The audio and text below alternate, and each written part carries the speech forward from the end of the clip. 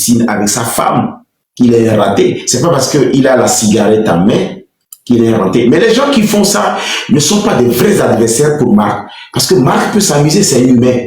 Il a un cœur qui bat, il a le sang qui coule dans ses veines, il a quand même des faiblesses. Donc Marc peut s'amuser dans une piscine avec sa femme et tout. Ça ne fait pas de lui une personne vulgaire ou bien une vulgarité notoire. Sur ce plan, je ne suis pas d'accord avec les gens qui essaient de présenter l'image de Marc qui est en train de danser dans une piscine comme un comédien. Non, il ne faut pas attaquer là-bas. Si vous attaquez là-bas, vous n'aurez pas gagné parce que ça ne fait pas d'une personne faible. Une personne qui est faible, ce n'est pas une personne qui s'attend bien avec sa femme. On voit une personne dans une piscine en train de danser avec sa femme et puis s'amuser, parler de ça avec sa femme. Ça ne fait pas de lui une personne nulle. Mais là où Marc est nul, c'est dans sa communication. Parce qu'autour de Marc, nous avons des individus profiteurs, ça profite infection ou virus. Ça profite infection ou virus, c'est-à-dire les personnes se sont greffées à lui, pas pour l'aider, mais ils vivent à travers Marc. Parce qu'ils ont compris quelque part que la personne manque des substances et ils se sont greffés à lui comme des virus. Vous savez, une infection vit à travers la personne qui est infectée. C'est ça. Marc transporte beaucoup d'infections, beaucoup de virus. Ce qui fait que nous n'avons pas un Marc épanoui parce que quand vous êtes infecté, vous êtes affecté, vous avez des virus, vous avez une infection, vous arrivez difficilement à produire le meilleur de vous-même. Donc, Marc transporte beaucoup d'infections et ces infections sont des amis qui sont autour de lui qui n'arrivent pas à positionner le côté de l'homme. Alors, nous avons un Marc qui devait être un remarque. Un remarque, c'est l'inversion du sujet. C'est-à-dire quelqu'un qui craque, c'est le disque qui est brouillé parce qu'on n'a pas le potentiel qu'il faut derrière lui.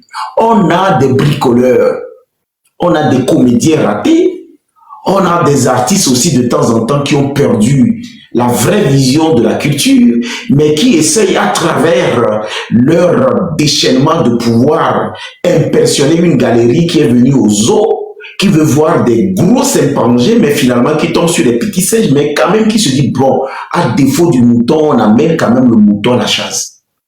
Marc m'a déçu parce que je suis arrivé à quelque part où il m'a prouvé qu'il ne me respecte pas. Point d'interrogation. Le président Faure Essence Menania Singbe, je ne suis pas ministre, je ne suis pas député, je ne suis pas maire. À chaque fois que le chef de l'État me rencontre en tant que citoyen, il se lève pour me saluer. Et après, il se réassoit. On appelle ça de l'élégance. Je suis un homme d'État. On appelle ça de la civilité. Je suis un homme d'État. Nous appelons ça l'ADN même de l'idée. Se lever et te saluer. À quel moment Marc s'est levé pour me saluer dans son discours, si ce n'est pas me piétiner? Marc n'a jamais respecté mon intelligence. Marc m'a plutôt présenté comme une personne à craindre et ainsi a participé à éloigner les jeunes de moi. Pourtant, ces jeunes, ils veulent les gérer demain. Si je peux m'occuper de leur formation, de leur sensibilisation, de leur éducation, pour que demain, toi, tu puisses les gérer, où est le problème? Parce que les jeunes qui viennent ici, peu importe ce qu'on leur dit sur cette plateforme, beaucoup sont instruits. Beaucoup sont renseignés, beaucoup sont formés. Si toi tu aspires demain à gérer un pays et tu vois un jeune en train de faire le travail que tu n'arrives pas à faire, mais c'est de bonne guerre, tu n'as pas besoin d'attaquer ce jeune, mais plutôt encourager ce jeune en disant à d'autres jeunes, allez suivre le monsieur, mais ne prenez pas tout ce qu'il dit comme la parole de la Bible. Mais il est passé à côté. Le monsieur, à chaque fois, il me prête des pouvoirs que je n'ai pas, mais il me dépossède du pouvoir que j'ai. Je répète cette partie. Au lieu de me prêter l'attention sur les pouvoirs que j'ai, le monsieur, il passe à côté. Mais il me dépossède de ma capacité intellectuelle. en me présentant comme quelqu'un que l'État est en train d'aider. À quel moment l'État, moi, m'aide? Et si Marc s'obstine à me présenter comme quelqu'un que l'État aide, ça veut dire que Marc n'a pas encore la capacité de l'observation.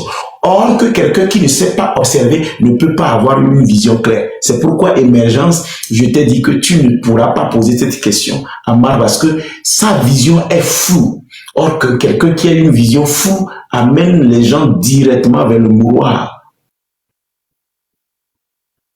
Et quand vous n'avez pas le sens de réflexion et une vision pointue, vous ne pouvez que délirer et répéter bêtement ce que les gens vous disent.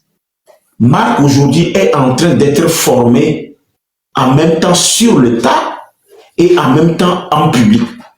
On a sauté les étapes normales de la formation de Marc. Il y a un moment où Marc doit être mis en quarantaine. Si j'étais son chargé de communication, je l'efface carrément du média. Je le forme en aptitude et en présentation, en geste et surtout le pouvoir du silence. Le pouvoir du silence, c'est ça qui fait de Fort et Sozona Yassime un homme d'État. Il sait quand répondre et il sait quand ne pas répondre. On n'a pas appris à Marc le pouvoir du silence. Ce qui fait que aujourd'hui, il peut beau sauter. Si demain, il ne reconsidère pas ma personne comme un jeune intelligent, qui n'a rien à voir avec les diplômes, intelligent, qui n'a rien à voir avec le niveau de l'étude, intelligent, qui n'a rien à voir avec cette bagage que les gens appellent souvent diplôme. Intelligent parce que j'ai une capacité de l'analyse, de l'évaluation avant de parler. Intellectuel parce que j'arrive quand même à accepter tout le monde chez moi et parler avec eux parce que je n'ai pas peur, je ne suis pas inquiet. Et Marc, il faut qu'il ait 2000 personnes pour qu'il soit inspiré. Marc ne pourra jamais discuter avec 2 personnes et avoir le même énergie qu'il faut. Ça veut dire que c'est un folklore, c'est un brouillard, c'est quelqu'un qui aime le bruit. C'est-à-dire quand vous êtes 2000 comme ça, il est inspiré. Vous êtes 3000, il est inspiré. Mais quand vous êtes 2, il n'a pas cette conviction. Ces coups qu'on appelle des coups de marquage, des 50 kilos. Parce que lui, il est dans le paraître. Il doit avoir beaucoup de monde pour que je sois inspiré. Si c'était un live de 3000 personnes, Marc va se pointer ici pour parler. Parce qu'il aime paraître. Il n'a pas de vie encore. Il n'est pas encore. Il aime paraître. Donc, dans les lives où il y a 3000, 4000, 7000 personnes, tu verras Marc défiler. Parce qu'il a envie que les 3000 sachent qu'il est passé. Mais quand vous êtes 3 en train de faire un live, Marc ne viendra pas, il se cachera parce qu'il se dit, il n'y a pas du monde, je ne vais pas aller faire le show. Donc, Marc est un showtime. D'où maintenant le showtime. Celui qui fait souvent le showtime, c'est quelqu'un qui n'apportera rien à sa communauté parce qu'il n'y aura pas tout le temps du show. Marc est un showgars. Et c'est quelqu'un qu'on peut utiliser comme, je ne sais pas, un sous-fifre d'un homme d'État. Ou quelqu'un qui va amuser la galerie avant que l'homme d'État arrive. Ou carrément quelqu'un qu'on peut considérer comme, disons, un gongonneur. Un gongonneur. Le gongonneur, vous le connaissez, ça fait beaucoup de bruit pour finalement transmettre le message du roi. Echiabé, Echiabé, Echiabé, Echiabé. Alors, ne soyez pas distraits. Si on dépose Marc Nda et sa fortune, et on me dépose moi sans ma fortune, je gifle Marc Nda matin, midi, soir, sans qu'il ne puisse placer un mot, si ce n'est pas montrer sa grosse chaise derrière, ses beaux chemises, sa barbe bien coiffée, teintée de temps en temps pour paraître sage. Mais moi, ça ne m'impressionne pas parce que peu importe sa fauteuil, ses fauteuils, sa barbe, avec tout ça, ça ne m'impressionne en nulle part. Tu vois un peu. Ce qui fait qu'aujourd'hui, quand j'analyse les dernières sorties qu'il a faites, j'ai compris quand même qu'on a une personne en face qui est dotée d'une intelligence, mais qui n'est pas bien utilisée, qui est dotée d'une force qui n'est pas bien capitalisée et bien organisée. C'est comme quelqu'un qui a un FAC, un fusil d'assaut coréen, on les appelle FAC, et il est piqué par 2 moustiques, il se met à faire des rafales. Vous voyez ce qui détruit avant de tuer, il ne va même pas tuer cette moustique. C'est pourquoi des fois, je le respecte quand il fait ses sorties, parce que c'est quelqu'un qui a le droit de faire ses sorties. Il s'est prononcé récemment sur... vous n'avez pas vu que tout ce que je suis en train de dire, aucun ne tapote, aucun ne partage. C'est l'ADN même de ceux qui sont buggés souvent quand je parle. Le portable est planté comme ça, ils sont là. Parce que... Mais il suffit tout à l'heure qu'on soit en train d'insulter quelqu'un, dénigrer quelqu'un, manquer du respect à quelqu'un, la majorité serait en train de tapoter l'écran. Parce que là, le cerveau ne fonctionne pas. C'est les muscles qui travaillent. Mais quand on est en train de leur dire quelque chose qui va au-delà de la normale, leur cerveau est bugué. Et du coup, les mains ne travaillent pas. D'où, quand tu vois ceux qui suivent souvent Marc, c'est les mains qui travaillent beaucoup, mais le cerveau ne travaille pas souvent. Donc tu vas voir que ces mains travaillent tellement beaucoup qu'on diffuse ce que le monsieur est en train de faire. Et c'est ce qu'on appelle du folklore. Au point où quand ils sont 3000 en train de suivre le monsieur, lui il est confortablement assis quelque part et puis il fait son show. C'est normal. Et pour la petite histoire, je pense que Marc peut faire partir de cette bande qui ont fait un braquage dans une banque. Et à l'issue du braquage, il y a quand même celui qu'on appelle les gens de la diaspora qui est un peu allé à l'école, qui est civilisé, qui dit à Marc, mais on a fini de faire le braquage. On va compter l'argent pour savoir combien il y a. Et Marc lui dit, non, c'est trop d'argent, on va perdre du temps. Demain à la télé, on peut nous annoncer combien on a volé. Donc on n'a pas besoin de compter. Là, on parle de l'expérience. Marc a de l'expérience dans ce qu'il fait. Donc, la légende, lui, il a l'éducation, mais il ne réfléchit pas dans tout. Ce qui fait que là, Marc lui dit, on n'a pas besoin de compter l'argent du braquage parce que ceux qu'on a volés sont capables le lendemain de venir nous dire dans les journaux, dans les télés, ce qu'on a volé. Là, on peut parler de l'expérience. Maintenant, après le braquage, ils sont partis.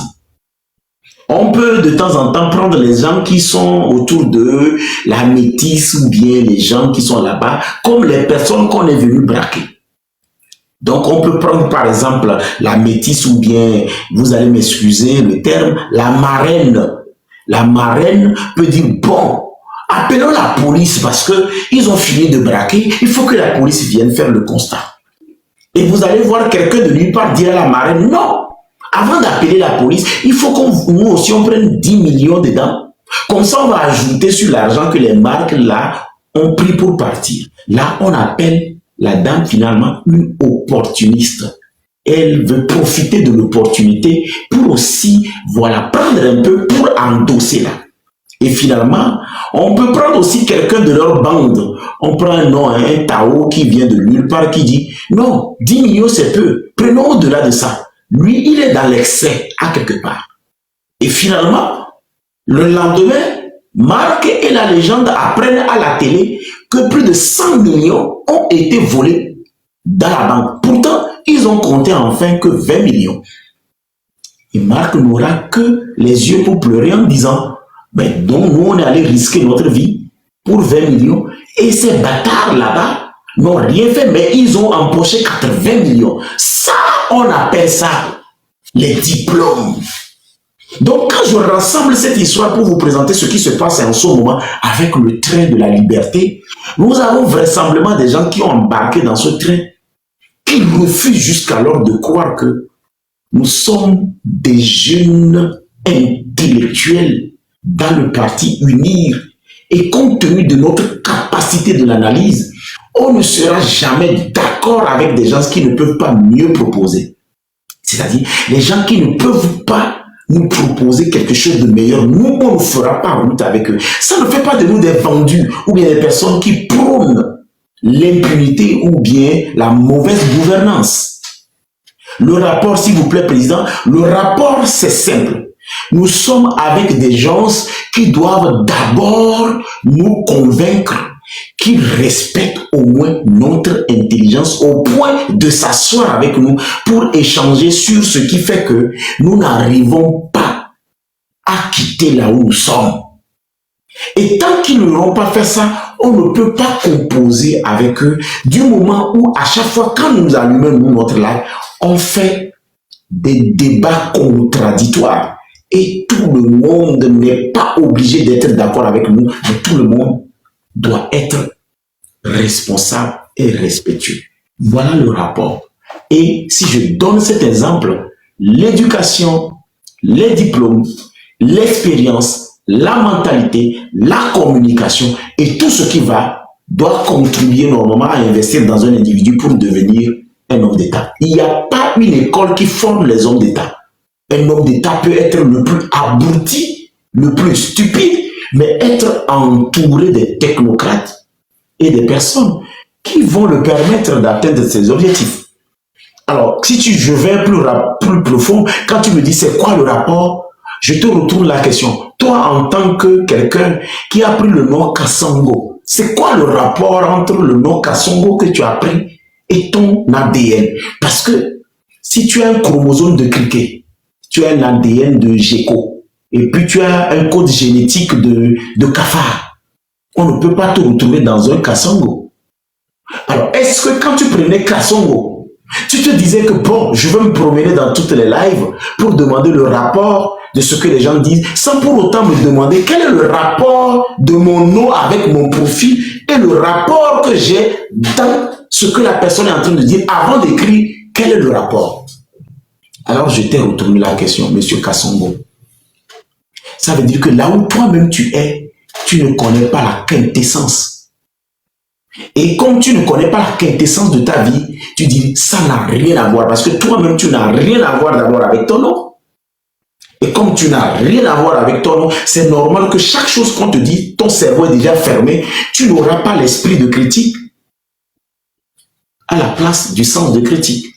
Et si je ne fais pas attention, tu vas m'amener tout à l'heure dans une ville. Pourtant, le GPS m'amenait dans un village. Et je te garantis, si je ne t'arrête pas tout à l'heure, tu vas commencer par te gesticuler au point où nous allons quitter finalement le rapport pour aller dans la communication avec un individu qui est venu dans l'intention de nous écarter du rapport de notre émission. Alors, cher ami, tu fermes ta bouche ou je te promets quelque chose. Je te bloque et je te massacre. Tu comprends un peu ce que je dis? Tu fermes ta petite gueule ou je te bloque et je te massacre. En fait, je t'impose les coups que je vais t'envoyer en mots, en 50 kilos, c'est un paquet de cire. Parce que ton cerveau n'est pas aussi gros. Je t'envoie les paquets de 50 kilos. Tu vois, les ciments. Et les coups, là, je te gifle au point où les briques qu'on a utilisées pour construire ta vie, finalement, tu ne vas pas être une chambre qui va abriter les gens, plutôt une toilette qui abrite les cacas. Et finalement, tu oublies que tu es en face de quelqu'un qui ne lésigne pas sur les mots pour taper son adversaire. La prochaine fois, quand tu vas tomber sur mon live, si tu n'as rien à dire, deviens tapoteur. Je n'ai pas besoin des commentateurs. J'espère que c'est rentré dans tes oreilles de sauve-souris. Tu sais, quand tu as des oreilles de sauve-souris, et tu as deux gounois,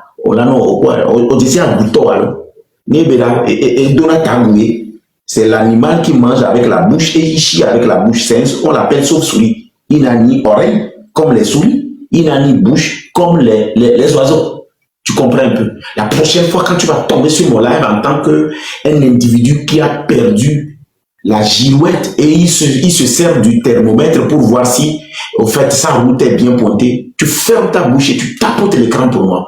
Et là, comme ça, je dirais que tu as un rapport avec mon live. Parce que tu n'es pas un émissaire de marque d'art.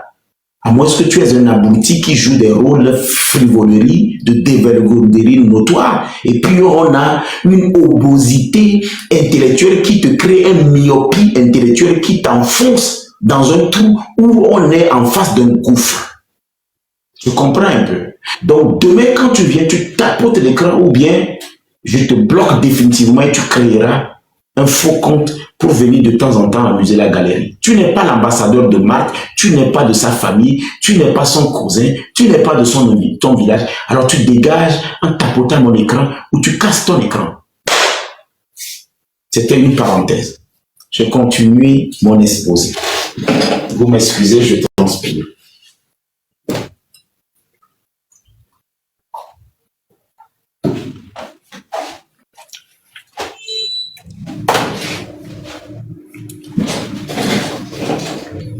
Alors, quand on progresse dans l'émergence ou dans l'expertise de Giovanni ou dans l'université de l'art, parce que c'est les 3 personnes qui sont sur ma plateforme, je dis bien, quand on progresse dans l'émergence, dans l'expertise de Giovanni ou dans l'université de l'art, on peut se rendre compte que les 3 personnes forment un cocktail que Marc ne peut jamais accepter.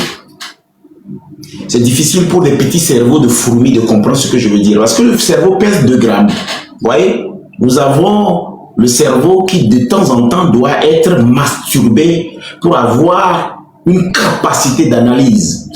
Vous voyez un peu. Maintenant, allez, quand vous remarquez qu'il fait des lives où il y a 2000, 3000, 4000 personnes, c'est ça qui lui donne le sentiment d'être aimé. Ou le sentiment d'être suivi. Mais c'est ce qu'on appelle de l'effervescence. Ce n'est pas parce que 800, 200, 3000, 4000 personnes te suivent que tu as 4000. Non, il y a des personnes que tu amuses. Et beaucoup n'ont pas réussi d'ailleurs. C'est pourquoi ils viennent te suivre. Parce que quelqu'un qui a réussi suit souvent des discours de succès. Moi, je ne vais jamais suivre quelqu'un qui passe tout son temps à vendre des rêves, à projeter des gens. Je préfère aller regarder un cinéma. Je préfère aller regarder, comme on appelle, un conte. Et là encore, je ne suis pas dans un cataclysme de métamorphisme reptilien, dosé et empreint d'une nébuleuse gouffre où chaque individu essaie de sortir une idée pour se faire beau devant Marc. Non, je ne le ferai pas. Moi, je ne le ferai pas. Parce que pour moi, l'éducation n'a rien à voir avec savoir bien parler français ou bien faire des belles expressions.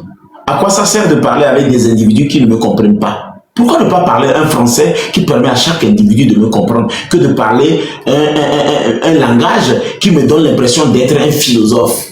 Et lui, actuellement, on écrit des choses sur le papier et il répète comme quelqu'un qui n'a pas l'essentiel de sa vie. On écrit des choses sur le papier et il répète. À quel moment, moi, je lis des choses sur un document? À quel moment je lis sur un papier? Je ne lis rien. Parce que dans ma tête, il y a tellement de magazines, il y a tellement de romans, il y a tellement de feuilletons, il y a tellement de films, il y a tellement de, je ne sais pas, d'événements qui font que je suis dans un système où je peux même pavaner et surfer avec les vagues qui se présentent de temps en temps à moi. C'est ce qu'on appelle la rhétorique. Mais est-ce que parce que je parle bien français ou bien de temps en temps je fais des fautes qui fait de moi quelqu'un qui a échoué ou bien quelqu'un qui a réussi? Non. Aujourd'hui, l'Africain qui arrive à communiquer, c'est l'Africain qui parle un langage que les autres comprennent. Ce n'est pas quelqu'un qui fait des gros français. À quoi ça sert quand tu utilises des mots que les gens ne comprennent pas et puis tu impressionnes les gens? Est-ce que tu veux communiquer ou bien tu veux parler? Là, les gens sont en train de m'écouter. Ils sont en train non seulement de m'écouter, mais les gestuels que j'apporte à ma communication permet même aux sourds-muets de comprendre que je suis en train de parler peut-être de quelque chose que je n'aime pas. Ou bien je suis en train de refléter les gestuels qui permettent même aux malentendants de comprendre que je ne suis pas d'accord avec l'individu qu'on appelle Marc. Ce qui fait que quand vous rentrez même dans mon speech et vous remarquez que Marc n'a pas encore compris que la jeunesse est partie pour trouver les formules du leader afin de les amener vers l'éducation pour que maman et papa puissent devenir des grandes personnes, Marc soit l'individu qui apporte la quintessence de sa vie pour le mettre à disposition de vraiment la population. Et la population, que ce soit les vieux, que ce soit les mamans, sont des individus normalement qui doivent apporter un soutien à la communauté. En clair, je ne peux pas faire un débat avec Marc. Je risque de le planter son cerveau. Et vous ne pouvez pas aller aussi dans le live de Marc. Vous risquez de lui donner l'impression comme si vous ne l'aimez pas. Nous sommes dans un monde où il y a plus de malades mentaux. Moi-même, je suis un malade mental. Les gens ne comprennent pas. L'Afrique aujourd'hui est tellement stressée que beaucoup sont en phase de dépression. Nous tous, nous sommes des malades mentaux. Les problèmes de la vie, les soucis des femmes, le manque de travail, la politique de nos pays, manque d'envie, de volonté, font que nos cerveaux sont nangamés. Donc aujourd'hui, on ne peut pas nous dire que si on prend 10 Africains, il y a un qui n'a pas, il y a 9 au moins qui sont des malades mentaux.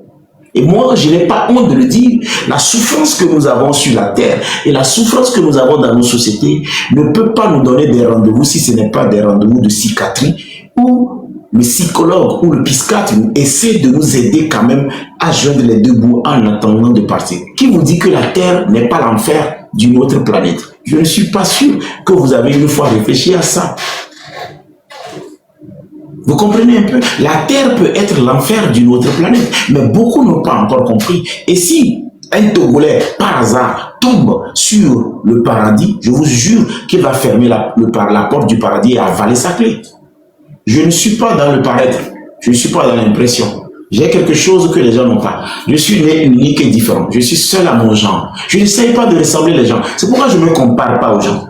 Quand vous allez arrêter de vous comparer aux gens, vous allez voir que vous serez moins sorcier. Vous vous comparez aux gens, vous allez être malade du cœur.